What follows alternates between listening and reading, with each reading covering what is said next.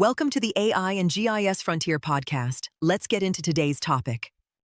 Today, it is urban digital twins.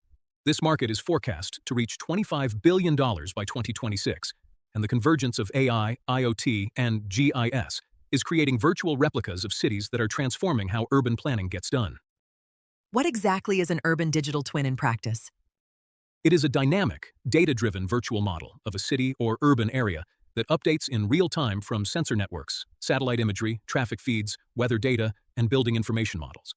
The AI layer analyzes this data continuously, detecting patterns and enabling simulation of what-if scenarios.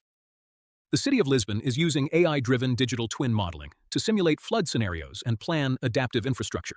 They estimate it will help them avoid 20 floods over the next 2 decades and save more than €100 million. That is a concrete example of the ROI from spatial digital twin technology. How does this relate to the work GIS professionals are already doing? Digital twins are essentially the next evolution of GIS-based urban modeling. If you are a GIS analyst working in municipal planning, you are already building the components: land use layers, infrastructure networks, zoning maps, environmental constraints. A digital twin takes those static layers and makes them dynamic, connecting them to live data feeds and AI-powered analytics. The skill set transfers directly. What changes is that your analysis becomes continuous rather than project-based.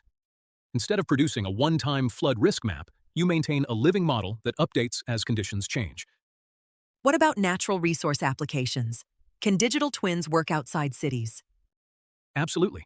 Forest management areas are excellent candidates for digital twins. Imagine a digital twin of a timber license area that integrates satellite imagery updated weekly, weather station data, stream gauge readings, wildlife camera trap detections, and harvest tracking. The AI layer predicts growth rates, flags areas of emerging pest risk, optimizes harvest scheduling around weather windows and environmental constraints, and simulates long-term timber supply under different management scenarios. Some large forest companies in Scandinavia are building exactly this, connecting their forest inventory systems with real-time satellite monitoring and AI-based growth models. The technology convergence you mentioned, AI, IoT, GIS, and BIM, what does that look like in practice? In an urban context, BIM provides the detailed building models. GIS provides the landscape and infrastructure context. IoT provides real-time sensor data, and AI ties it all together with analytics and prediction. For environmental applications, replace BIM with ecological models. You have GIS providing the spatial framework, remote sensing providing observation data, environmental sensors providing ground truth, and AI making predictions and detecting anomalies.